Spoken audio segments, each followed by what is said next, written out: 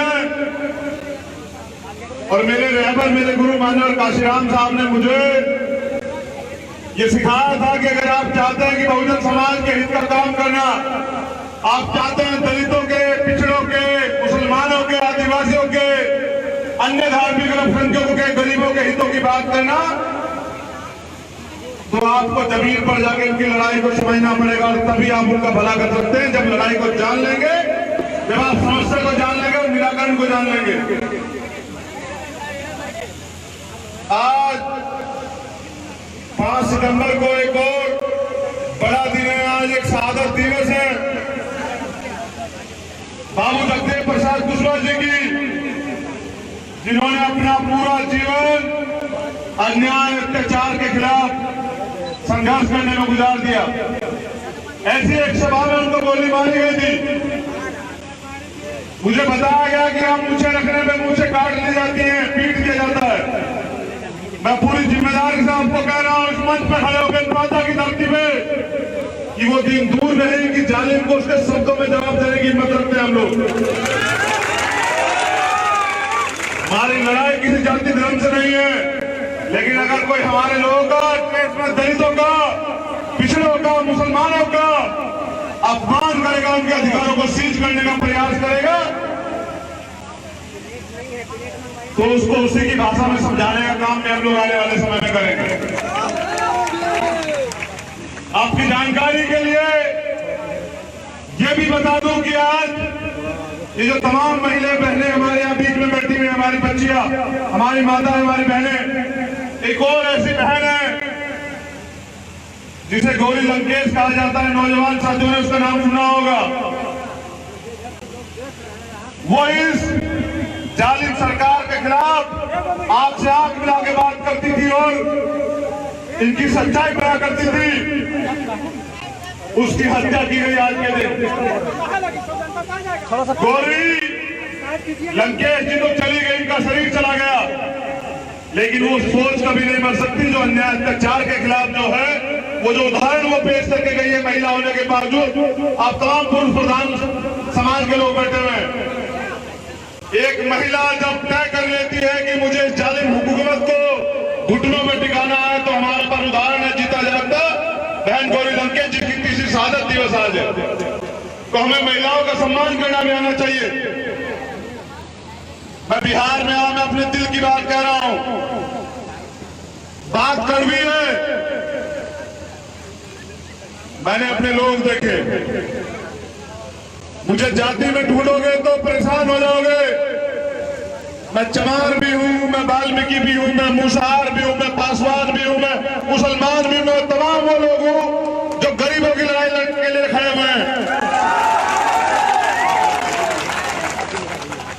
क्योंकि मेरा जमीर जिंदा है, और जिसका जमीर जिंदा है वही हक की बात कर सकता है। वरना यहाँ के नेता ये भी कहते हैं कि दलित का बच्चा तो हल भी चला लेगा, दलित का बच्चा तो हल भी जोत लेगा, स्वर्ण का बच्चा जो है हल कैसे जोतेगा, स्वर्ण कैसे जोतेगा, उनके लिए आरक्षण होना चाहिए। ये वो लोग हैं जिन्होंने अपना जमीर जो है सामंतियों के घुटनों के आगे रख दिया है। ये वो लोग हैं जिन्होंने अपना जमीर बेच दिया है। मैंने अपने लोगों का दर्द देखा, बदन में कपड़े नहीं है।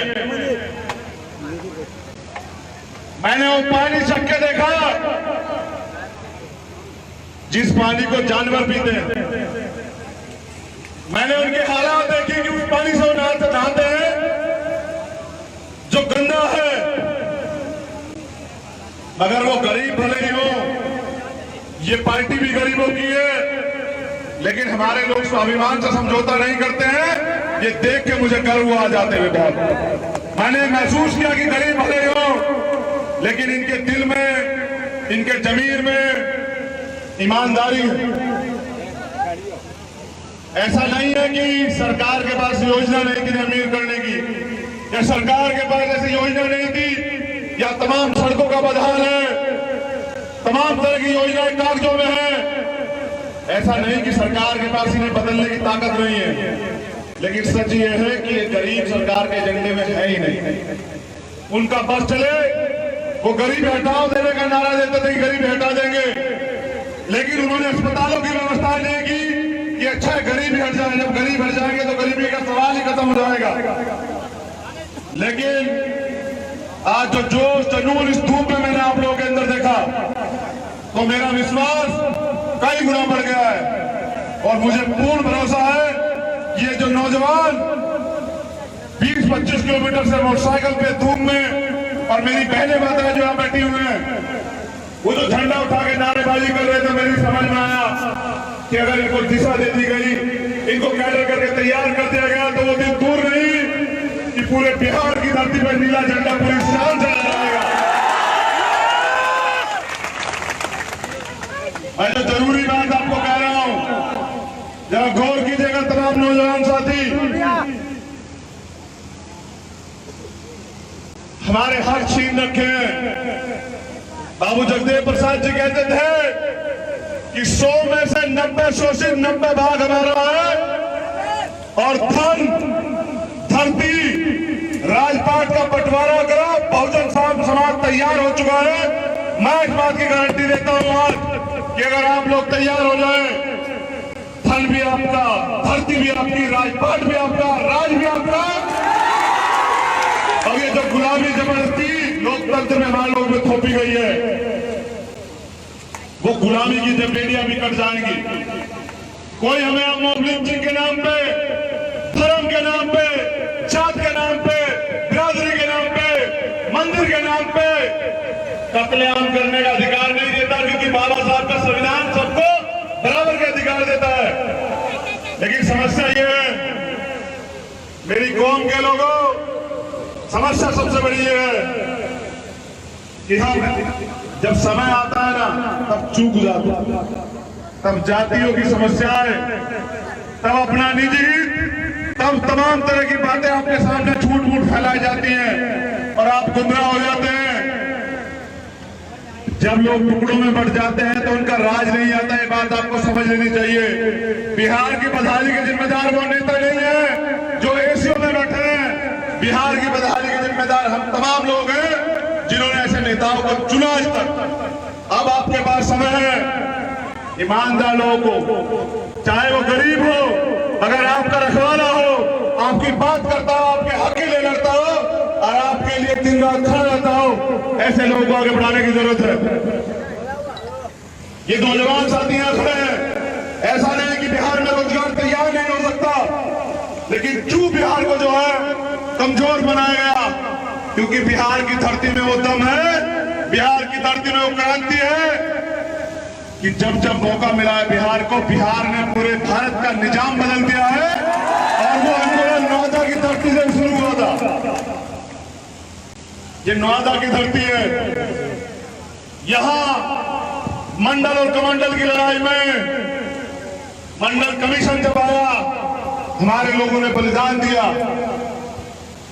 इस धरती से मुझे बड़ा बल मिला है। इस बल को मैं पूरे भारत में लेके जाऊंगा और पूरे भारत में आपके जैसे ईमानदार, आपके जैसे कर्मठ, आपके जैसे संघर्षी लोगों को तैयार करूंगा। तभी तो जाके बाबा साहब का सपना पूरा होगा। आप चाहते हैं नहीं चाहते बाबा साहब का सपना पूरा हो?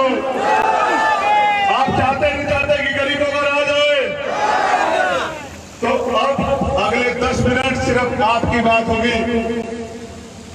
बिहार की सबसे प्रमुख समस्या है रोजगार, और ये कहा जाता है कि रोजगार दे कहां से, सरकार के पास पैसा नहीं है। लेकिन मैं जानना चाहता हूं कि 5 साल के विधानसभा में बैठने पर बैठा एक विधायक या मंत्री अरबपति खरबपति हो जाता है और आप कहते हैं बिहार में पैसा नहीं है। हमारी समझ में सब आ चुका है, आप चाहते ही नहीं कि हमारे लोग ताकतवर हों। तो आप लोगों को गुलाम बनाने के लिए केंद्र में बैठी भाजपा की सरकार और यहां पर बैठी डबल इंजन की सरकार, चाहे वो सीए एनपीआर एनआरसी का मामला हो कि आपकी नागरिकता छीनने का प्रयास किया जा रहा हो, या फिर अब एक एक करके सारे सरकारी डिपार्टमेंट बेचे जा रहे हैं। इनके बाप ने नहीं लगाए थे सरकारी डिपार्टमेंट, वो सरकारी डिपार्टमेंट उनके जो लेबर के लोग हैं, उनके जो अधिकारी कर्मचारी हैं, आप गरीबों के टैक्स में उनकी तनख्वाह तय होती है। लेकिन अपने निजी उद्योगपतियों को फायदा पहुंचाने के लिए केंद्र की सरकार और उनके साथ मिली हुई डबल इंजन की सरकार धीरे धीरे करके पूंजीपतियों को सारे डिपार्टमेंट बेच रही है। जहां तक मैं जानता हूं अब सबसे बड़ा नंबर रेलवे का है और बिहार में रेलवे की बड़ी जरूरत है। और रेलवे अगर प्राइवेट कर दिया गया तो मुझे नहीं लगता कि गरीब बिहार की जनता जो है, जिनको साजिशन गरीब बनाया गया है, कि वो आगे सर्वाइव कर पाएगी।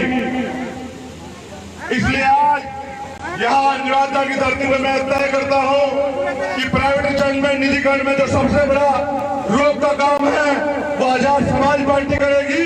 और इस केंद्र की और कमल इंजन की सरकार को मैं ये बात बता देता हूँ, कान खोलकर सुने, सरकारी पटरियों पे पूंजीपतियों की, उद्योगपतियों की प्राइवेट रेल हम लोग बिहार में नहीं चलने देंगे, किसी भी हालत में नहीं चलने देंगे।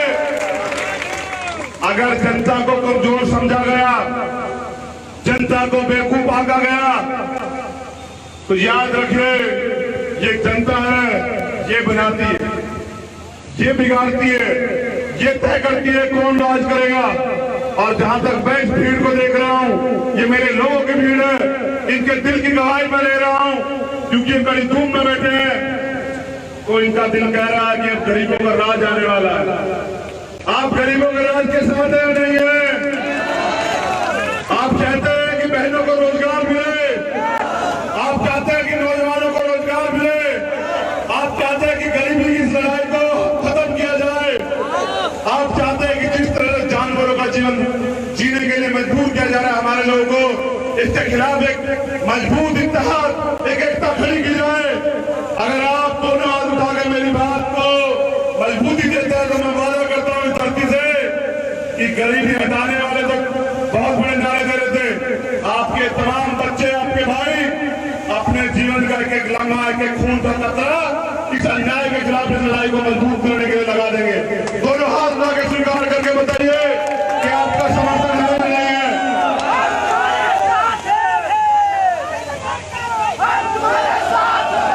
मैं आज की सभा के आयोजक बिहार प्रदेश के प्रभारी और प्रवक्ता भाई मसूरुद्दीन को मुबारकबाद देता हूं कि आपने जनता के बीच जाके हमारा मैसेज देने का काम करा और आपकी मेहनत से और भीम आर्मी के नौजवानों की मेहनत से, आजाद समाज पार्टी के मजबूत क्रांतिकारी वर्करों की मेहनत से आज ये तमाम लोग जो यहाँ पहुंचे हैं। मेरा इनसे भी एक निवेदन है, इस लड़ाई को लड़ने के लिए मुझे आपका साथ तो चाहिए, लेकिन उस साथ के साथ आपको मैसेज जनता में भी देना पड़ेगा।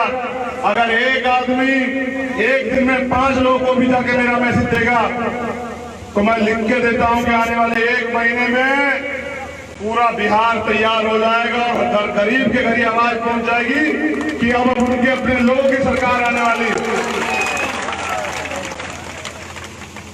ये लड़ाई उन्होंने शुरू की, अन्याय की, अत्याचार की, गुलामी की, जाति की, अपमान की, और हम इसे एकता के साथ, ताकत के साथ, सम्मान के साथ, स्वाभिमान के साथ और आप लोगों के दृढ़ संकल्प के साथ पहले बिहार में और फिर दिल्ली की गति तक लेके जाएंगे।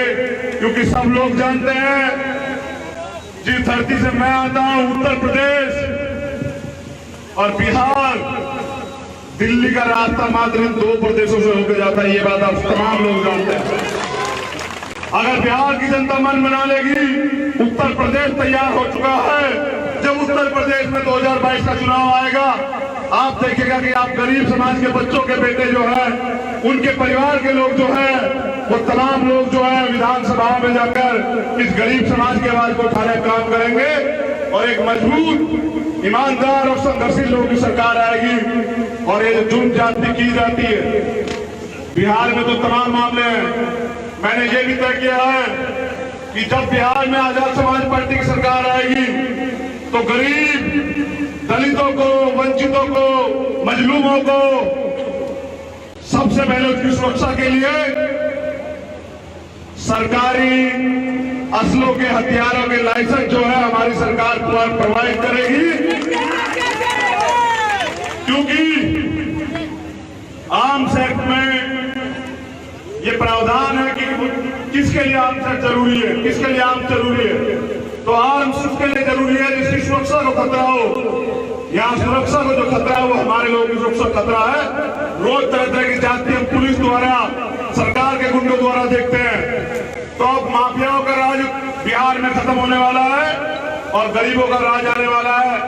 मैं अपने तमाम लोगों से कहना चाहता हूं कि इस लड़ाई को मजबूत करें और इस लड़ाई को आगे बढ़ाने के लिए जो साथी यहाँ काम कर रहे हैं उनके हाथों को मजबूत करें और अपने आप, क्योंकि यहाँ एक चंद्रशेखर नहीं है, इस महफिल में, इस धरने में, इस जो ये आंदोलन है, इस सभा में पहुंचा हर एक आदमी आपका भाई चंद्रशेखर है, आपका बेटा है, आपका अपना है।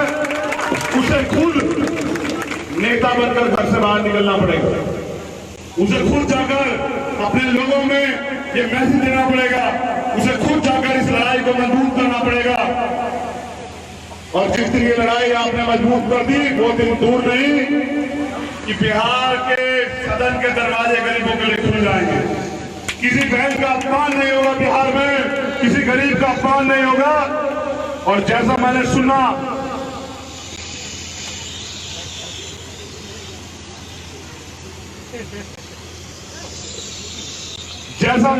और देखा, मैंने उन बहनों की, माताओं की का दर्द सुना अभी आते हुए। मैं भले ही उत्तर प्रदेश की धरती से आता हूं, लेकिन उनका और मेरा दर्द एक है। मैं भी एक गरीब मां का बेटा और मैंने गरीबी देखी, मैंने अपमान देखा,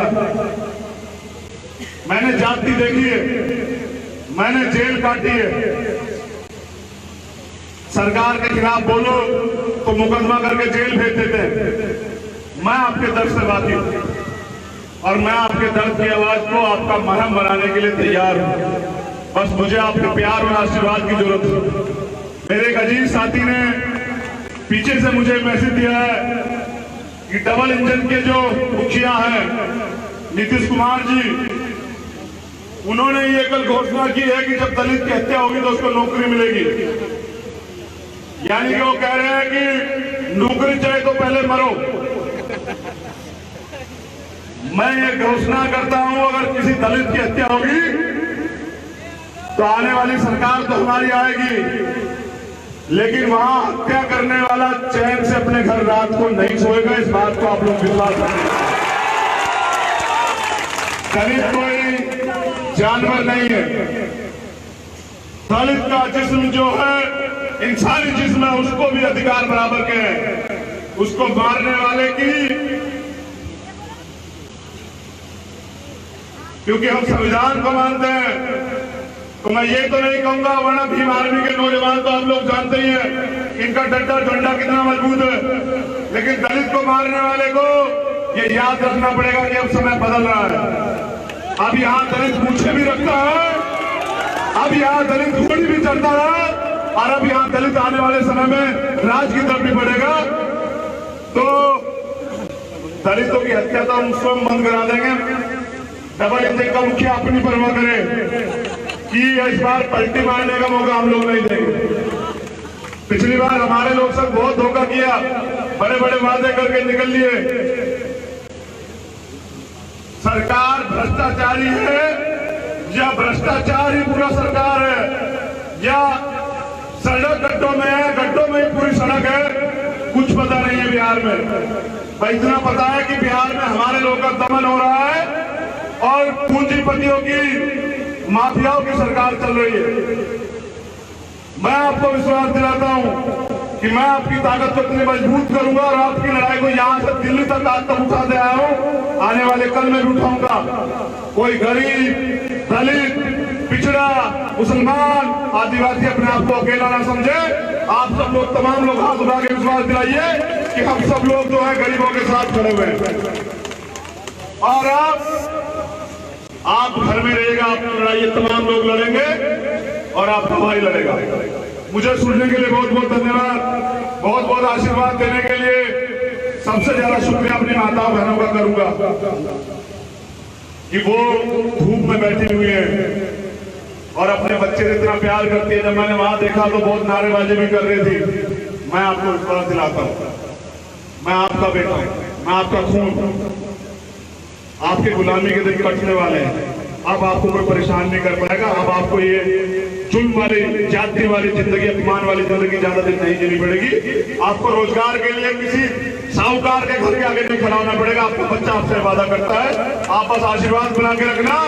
आप देखिएगा आने वाला कल जो है वो परिवर्तन का है। किसी बिहार से तमाम तरह की परेशानियां खत्म करके मुझे बात कहनी भी थी और मेरे दिल में दर्द है। मुझे प्रभारी लोगों ने बताया कि 15 लाख लोग रोड पर हैं। जहां जहां बाढ़ आई है 15 लाख लोग रोड पर हैं। मुख्यमंत्री जो कहता है कि मैं यहाँ मुख्यमंत्री हूं, वो कैसे चैन से सो सकता है जब गरीब 15 लाख सड़क पर है, जिनके पेट में रोटी नहीं है, तन पे कपड़ा नहीं है, सर पे छत नहीं है। क्या हमें नहीं दिख रहा हमारे लोग के हालात क्या है? इसलिए मुझे आपका अपना दर्द एक लगता है। इस जानवरों की जिंदगी को जीने नहीं दूंगा मैं अपने लोगों को, किसी भी हालत में नहीं दूंगा, किसी भी हालत में नहीं दूंगा। मैं आपके सम्मान की जिंदगी के लिए, आपके सम्मान को सुरक्षित रखने के लिए अपने लोगों का कतरा लगा दूंगा। विश्वास आपको दिलाता हूं वादा के तकलीफ। मुझे सुनने के लिए बहुत बहुत शुक्रिया। यहाँ पहुंचने के लिए आपका तमाम लोगों का बहुत बहुत आभार। जय भीम, जय भारत, जय संविधान। एक नारा जरा जोर से बुलंद कर दो। नारा यहां से दूंगा, आवाज आपके दिल से आएगी, याद रखिएगा। आवाज दो, आवाज दो, आवाज दो। अगर आप एक हैं तो आपकी गुलामी आज से कटनी शुरू हो जाएगी। जय भीम, जय भारत। अगर आप चाहते हैं गरीब हर वंचित इंसान की आवाज आप तक पहुंचे तो हमारे चैनल को सब्सक्राइब करें और बेल आइकन का बटन दबाना ना भूलें। देखते रहिए बहुजन न्यूज।